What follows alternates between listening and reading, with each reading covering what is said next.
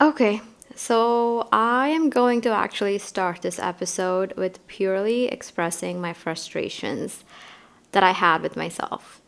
I woke up one day and I remember it was probably a year and a half ago, and I was just kind of done denying this addiction that I had developed. And as I was developing this addiction, I obviously, as every addiction, you're going to go through denial. So although I was in denial, I just knew that in the back of my mind that it was slowly creeping upon me, but that it had all its grips inside of me. I was scrolling on my phone endlessly for hours. And I think the breaking point was when I saw my screen time one day and it had reached its all time high. Its all time high, which was honestly, I'm really kind of embarrassed to say it, but I also know I'm not the only one that probably has been here or experienced this. But my screen time had reached an all time high of 14 hours. 14 hours. I don't even really know how it got there. But in 24 hours, my average screen time was 14 hours. At the time, I was also working on travel content and all of this. So, yes, of course, a lot of the times when I was editing my content, I was on my phone. But that still doesn't feel like a good enough excuse because I was also endlessly scrolling on my phone and I wasn't all like working all of those 14 hours that I was on my phone. So, in this episode, episode 2 of Mindset Mentors, we're going to be talking about 6 very simple everyday habits that you can develop that will help you stay more mindful in your everyday to build a positive, more fulfilling everyday. I know we all talk about big goals and we all talk about, oh, where do you see yourself in 5 years? Where do you see yourself in 10 years? But I think those big goals can't really be accomplished unless you have small goals for yourself every day.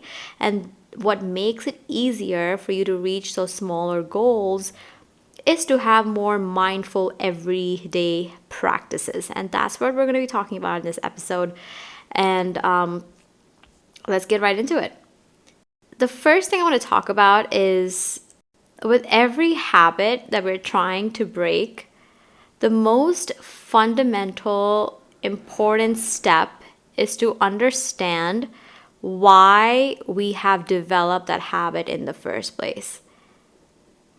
So, in this case, since we're talking about doom scrolling, really, I want to first get us to a point where we understand the why behind the habit of doom scrolling. The way I see it, every habit, especially for doom scrolling that we're talking about, it came down to the combination of 2 things. Number 1, boredom, and number 2, the need for a quick dopamine rush. So when we doom scroll, it's this easy kind of fix to fill a void that we feel within ourselves when there's boredom and stillness in our lives. And we want to quickly replace that with a feeling of pleasure. So that's what doom scrolling does that for you. It's almost like a void of time and space that we're trying to fill as soon as possible so we don't have to experience that stillness or that quietness that you experience with boredom. This scrolling is actually kind of is a false stimulation. It's a false creation of space that you're trying to fill. Because let's say you are scrolling and you're scrolling for 1 hour turns to 2 hours, which turns to like several hours. You are then quickly faced with this feeling of overstimulation. So you are overstimulated, and that feeling becomes so intense that you're kind of just sick of it, which is kind of like what apathy is. And maybe that feeling is even followed with some shame or guilt. It really is a vicious cycle that causes us to just continue scrolling and scrolling and scrolling because you're trying to fill that boredom with some pleasure followed by you feeling really crappy about yourself because now you've spent hours just scrolling on your phone in bed or on the couch, and then you want to fill that feeling or mask that feeling of guilt and shame with more scrolling, and then you just do this to a point where your brain is fried and you just can't really get out of this physical state of being, which is laziness and procrastination and all of that comes from just being burnt out. So, how do we fight this? Or at least I'm going to share how I kind of approach this. I told myself that I will develop positive habits. So, if for 14 hours, if I could be on my phone scrolling, I could maybe insert various little things that I can do in my everyday that take up that time and would eventually just make me feel in a better mood to do better things with my life. And so one day I was just scrolling on social media. Haha, it's ironic because this is where I got the idea from as well, which was to kind of do things for your mind, body, and soul. So take time out of your everyday to just kind of focus on little habits that you can do to attend to your mind, body, and soul to make you feel more in sync and more in harmony with yourself in all these three levels. So let's first dive into the two things that I do for my mind every day. Number one, I have this habit of reading books. I've developed this habit, I should say. I honestly was never a reader. I never, growing up, like my mom had like a bookshelf of all these books, and there were amazing comics and novels, and I was just never drawn to it because I just thought that was not for me. But eventually I realized that I was never drawn to the books because I just hadn't found a genre that was exciting for me. So over the last year and a half, 2 years almost, I've been doing a lot more reading. And specifically the genre that I like to read about is spirituality and self-development. That really gets the wheels of my brain turning. I get excited because I love learning about those subjects and those topics. So that keeps me more hooked keeps me hooked to the books that I'm reading. So this reading that I do, like I usually try to do it in the morning, either that's while I'm drinking my morning coffee, or I like to kind of do it also at nighttime, right before bed. And sometimes I do both. I do both. It really depends on what I'm feeling for that specific day. The second thing that I do, and this kind of goes along with for the mind and for my body, and that is to take time out to cook myself a good meal. As I was kind of going through this spiritual journey over the last 3 years or so, like ever since COVID and all of that, which I'm sure a lot of you, if you're hearing this podcast or listening to me, probably are somewhere on the same boat as well. I really developed a need for my body to be healthier. That's just something I wanted for my body. But my mind wasn't in the right place to give that to my body, if that makes sense. I was dealing with, just moving out of my childhood home and learning to live by myself. I was trying to figure out my career. I was trying to kind of hustle between my career, and I was trying to also like build my social media. So my mind really was doing a lot. It was focused on many, many different things. And I realized that I had not given a portion of my mind to think about how I could be healthier and how I could better take care of my body. And so I want to say maybe a year and a half ago is when I kind of started to shift that a little bit. I said, okay, well, if I can give time to my career and if I can give time to all these other things, I need to dedicate a portion of my mind to just be healthier and feed myself healthy foods. And that's why I kind of say that this is for my mind, because I started developing healthier recipes for myself. I started doing a lot more research and watching, a lot of cooking channels and cooking shows just to kind of learn how to be healthier and feed myself healthier foods. So your body is healthier and your mind is healthier. That's why I say taking time out to cook your meal really goes for both, because now when I'm in the kitchen cooking, I am so fully present, as opposed to before when I was in the kitchen, I would just kind of like hurry and try to like just get it done so I can have my meal. Now I actually take the time out to give each piece of vegetable or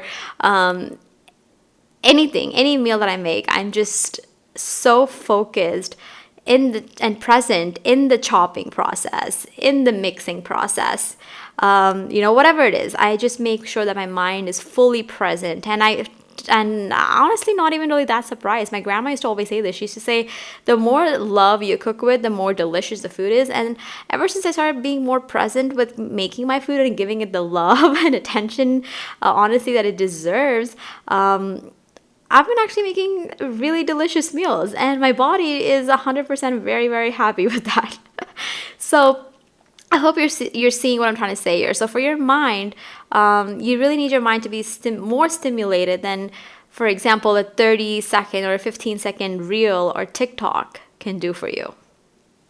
So with that, let's quickly dive into the body, kind of going off of what I said earlier with cooking a better meal for yourself. Another way that you can take care of your body and focus on your body, this is how I do it.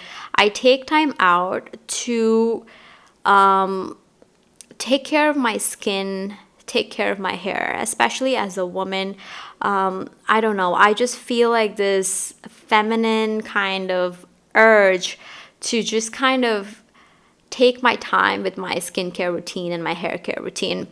And just the little things of just smelling the lotion as you're putting it on your body, and just like kind of giving your body the love it deserves, the attention it deserves, just by simply maybe putting on lotion, or just by getting like a good hair mask on, and just kind of feeling that energy of beautiful scents on your body. I think it's so, so important, because I love my body. I love my body. It allows me to like do so much in a day.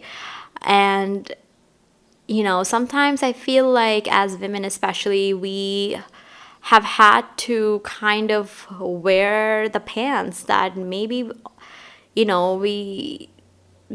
did, maybe we didn't want to, but we're in this position where we have to go out and hustle and make our money and be independent and be leaders and all these things. But there is an innate feeling that we have within ourselves to take care of our body and really love our bodies. And the way that I like to show appreciation and love for my body is to just kind of just kind of smell the lotions that I'm putting on, and just kind of do it slowly as well. Taking your time to put the lotion on, or taking your time in the shower, or even, I don't do this, but I know of friends that do this, like having like a moment for yourself and just get in a bath, Those are things that kind of just will get you just feeling more in the present and more in touch with yourself and your body. And then another thing that I do for my body is to just kind of take about 20-30 minutes in a day to move. The gym is not for me. I never enjoyed the gym. I never loved it. There was a brief period of time when I was going to the gym pre-COVID, and I still never really liked cardio, but I would do like other things. I would take like classes, like Zumba classes or Pilates classes, and that was kind of fun. But it's just not for me. But it's still really important to me that I move my body. The way I do it is just dance. So I put on like music in my house, and I just kind of dance. I just go crazy sometimes, and it's so fun. I feel so aligned when I'm dancing, and it's just so much fun. And I'm dancing like nobody's watching, and everybody's watching at the same time.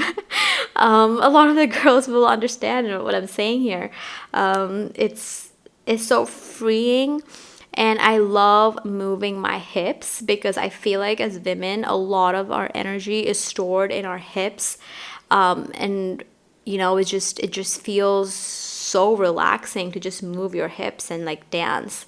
If you haven't tried it, I highly recommend it. I mean, you will just feel so good later, and it's great cardio. And the best part is you don't even feel like you're doing cardio and you're getting your cardio in, which is great. So if dancing isn't for you either, like I would highly recommend maybe going for a walk or a jog or a run or just something for your body. Not everyone, like I said, loves to be in the gym carrying weights. So just kind of find something that's for you that'll allow your body to move from just about 20 to 30 minutes a day. Just your day, I trust me, instantly will feel so, so much better. At the same time, your body is staying youthful and your body will thank you later, trust me. And now let's move on to the last part, the things that I do for my soul. This is my favorite topic, honestly, because I have been in a soul searching journey for about 3.5, 4 years now. And the journey found me. I will say that. I wasn't looking to go soul searching, but just like if you talk to anyone who has been through an awakening of some kind, I know the subject doesn't resonate with everyone. It won't, and that's okay. It kind of just found me. And it was exactly what I needed for myself. And I'm so grateful for that journey of having my awakening. And I will have a whole separate podcast at some point just talking about that. But coming back to our topic for today, things that I do for my soul is very simple. I either meditate or I pray, sometimes a combination of both. And what I saw actually on a podcast or someone else's podcast, I can't remember my names. That's the one thing. Next time I'll write it down.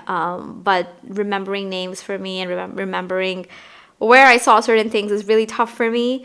But I remember it was another podcast where I heard someone say that prayer is when you're speaking to God. Prayer is when you're asking God for questions or guidance. So it's very external, outward focused of energy, versus meditation is very inward focused because you're just kind of staying quiet and trying to listen to God or to the universe or your higher self, whatever you want to call it, a higher power. So prayer and meditation has become a very important part of my life every single day. If I go a day without praying or meditating, I kind of feel wonky, not gonna lie. But when I say prayer meditation, I'm not saying like you have to sit down, fold your legs, and all of that. When I say prayer, I say just kind of talk to God. Like I talk to God or the universe as a friend, as my best friend, as just someone who's in the room with me, and I'm like, hey, what do you think about this? Like, let me know. That is how I pray. Actually, I don't go need an idol. I don't need any of that. I need to go to a holy place. Like it's just like a conversation that I'm constantly having with my higher self, with God, with the universe. And meditation is just stillness. It's just stillness, quietness. You don't have to sit down, fold your legs, close your eyes. If you want to, that's great. But at the very least, it's just turning off all other external noise and just kind of being in silence. So even if that means just sitting in silence and just looking up at the sky, or even in silence looking at the ceiling, or just lying down and closing your eyes for a little bit. You're not sleeping, but you're just kind of trying to silence yourself and just kind of give your inner space, inner self, the space that it needs to just reflect. And the other thing I do for my soul is journaling. I absolutely love just writing out my feelings. Some days I take 5 pages to 6 pages to express how I feel. And some days it's as simple as one sentence. It really depends on the day. And some days I also actually don't journal, and I just kind of don't journal. It's like journaling is something that kind of just comes to me as an intuitive feeling. When I feel like, hey, I really want to write this down, that's when I like pick up my book and I kind of do it more intuitively. I don't make like time in the day that I have to journal. If I don't journal, like, it's bad or it's wrong. So journaling is something that I do. It's definitely helped me heal a lot. I still have the same journal that I started maybe, I almost want to say I started this journal like November of 2020. And I still have the journal with me, which is insane because I'm just not running out of pages of this journal. And it's just so great to kind of just go back and reflect on my mindset from maybe a couple years ago, maybe even a few months ago. And I'm like, wow, I can't believe like that's where my mind was at that point. And then you kind of just see your progress, your progression through life, your evolution. And there's a lot to learn. There's a lot to learn from your learnings. And that's what I've been learning about myself through this journey. So that's those are the habits that I kind of practice almost every day. And they're very simple things that you can do every day or incorporate into your everyday just to kind of take you out of being so absorbed in other people's lives. And that's what happens when we doom scroll on social media. We're just so consumed by other people's lives and their which, let me tell you, I know I have a social media, but my social media is not 100% of my life. As everyone would say, social media is just a highlight of someone's life, but life is ups and downs. And unfortunately, the downs we don't really share on social media. I personally don't share downs on social media because I just feel like it's not necessary to throw that kind of emotions onto someone else. I rather have my social media to make everyone feel lifted and lighter and happier and better than kind of talking about my downs on social media. Maybe that's how everyone else feels, but just be mindful that when you're on social media and you're scrolling, that's not everyone's 100%.